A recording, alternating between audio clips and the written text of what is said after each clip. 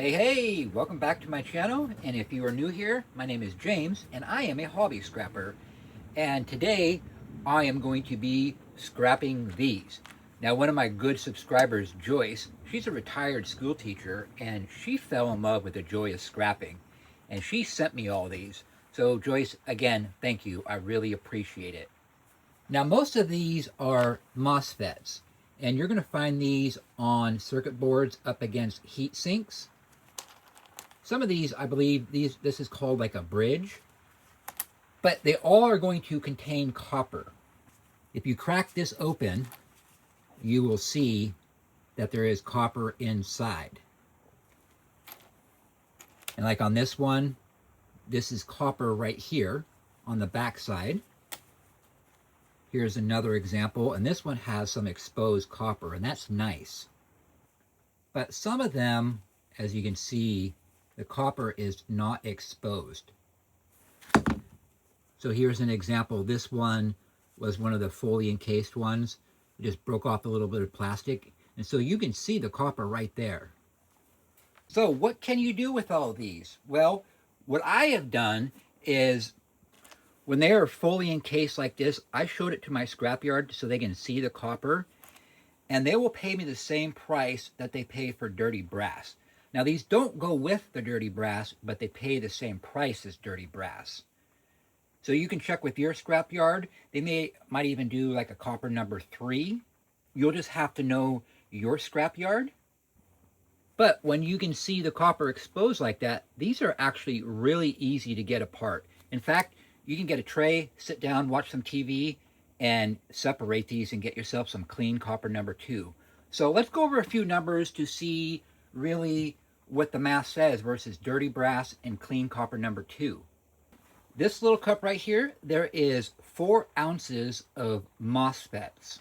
And so this will be 32 cents as dirty brass.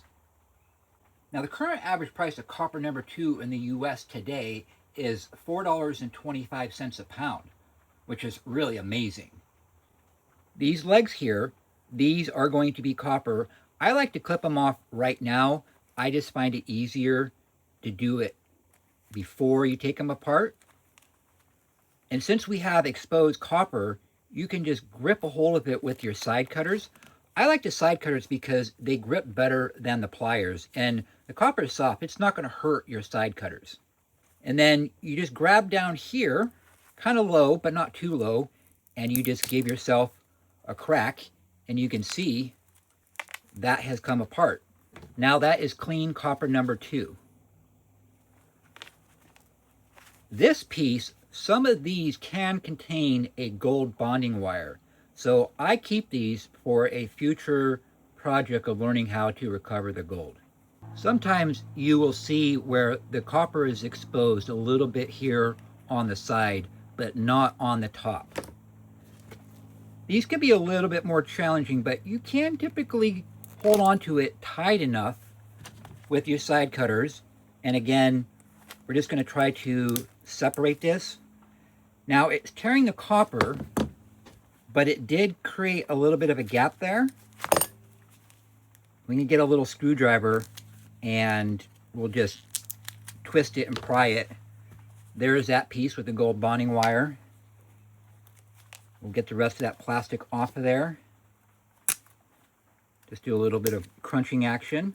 No big deal. And now that is a clean piece of copper number 2. So we'll do a little one here. These are really simple. You can just sit with a tray on your lap, watch some TV, and just break these things apart. Make sure we got all that plastic off of there, or at least good enough to where, and there you are, a clean piece of copper number 2. It does take quite a few to make a clean pound, but like I mentioned, this is really great stuff to sit down in the evening, do a little bit of micro scrapping while you're watching a movie or you're watching YouTube or whatever you feel like watching on the TV.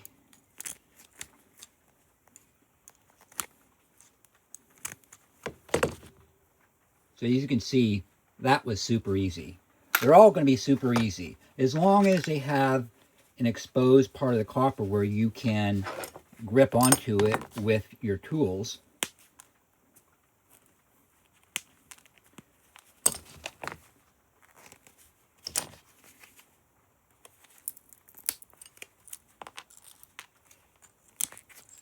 But yeah, if you don't want to do this kind of stuff, just again, you know, find out what your scrapyard will pay you for all of these, and then you can kind of decide for yourself.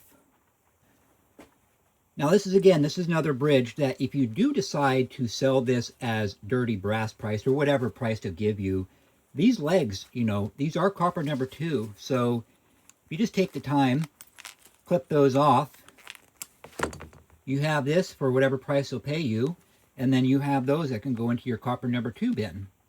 Okay, let me show you why I like to clip these off first. For me, it's just a little bit easier to do it before I break it apart, but you know, whatever works for you. So we just grip it, you hear that crunch, we break that plastic off, get this all nice and clean. So clean copper number 2. But now those legs, they're still part of that plastic, so it's just a little bit harder to hold on to, and I'm clipping them anyways.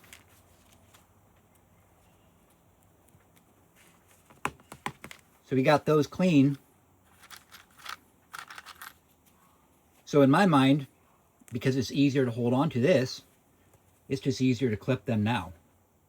Okay, let me get the rest of these cleaned up, and then we will find out how much money we have in clean copper number 2 now. Okay, I got all these cleaned up. So let's just do a quick recap. That was 4 ounces, and as dirty brass, that would have been 32 cents. But now I have them all clean so we can get copper number 2. So let's see what they weigh and what they're worth. We have zeros. I'm going to tear that out. So that is 2.65 ounces of clean copper number 2. And so now that is worth 70 cents.